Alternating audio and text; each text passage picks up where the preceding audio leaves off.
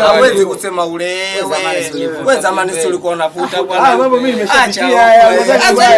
Unatemeka kama umestroke mjumbe. Hebu nisikilize sasa. Umesia? Vuta kwanza kidali. Kidali wewe mjumbe. Hii ndio dawa ya corona. Yaani ndio dawa ya corona. Na nini? Corona. Vuta wala mjumbe. Unapona kabisa. Yaani hapo corona hapo ndani hapo ingia hapo. Corona na ukalia mbali hapo. Vuta umjibu bwana majibu yake. Itabidi aeleweshe. Naitwa Dume Anzi. Mara enzi hizi zamani nikipiga mchana napiga 8 asubuhi 8 jioni 8 usiku 8. Kasema nipa hichi kidude hiki kidogo dogo tu. Vuta kesi 8 sasa. 7 zipo. Vuta nyingine takuja. Chile mamuoneshe kifuko bwana. Anaenda kunya. Mjumbe mpe nyingine. Ile zote inabidi uvute hizo leo. Tufa yote leo inabidi. Mjumbe umeona mzigo? Si habari zako tunazo, tunatuimba sana vikao serikali za mitaa hapa. Pia mjumbe nini? Vuta hiyo vuta. Hiyo ukivuta hiyo ninapokuambia ni hapo ukiamka kwanza ninapokuambia kwani unaonekana bonge la mjumbe. Mbona mnyongee nyingine hapo? Mnyongee nyingine.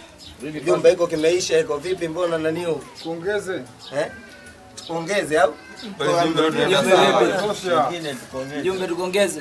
Mjumbe si ulikuwa na 8 mjumbe. Mtolee nyingine vizuri sioni vizuri. Kidali ya zamani. Tukavuta 8 mjumbe. Kwa nini? Mjumbe ulikuwa unavuta vitu 8 mjumbe. Nani usiku? Saizi Mjumbe vipi? Vipi bado kabisa? Usiku saa 8 nenda kalale. Sasa gapi mbona na kisa? Saa 8 nenda kalale saa 8 usiku. Nenda kalale mjumbe. Unatupa dhahabu. Unatupa dhahabu mjumbe, unatupa hela jamani. Mjumbe mjumbe. Bwana mjumbe.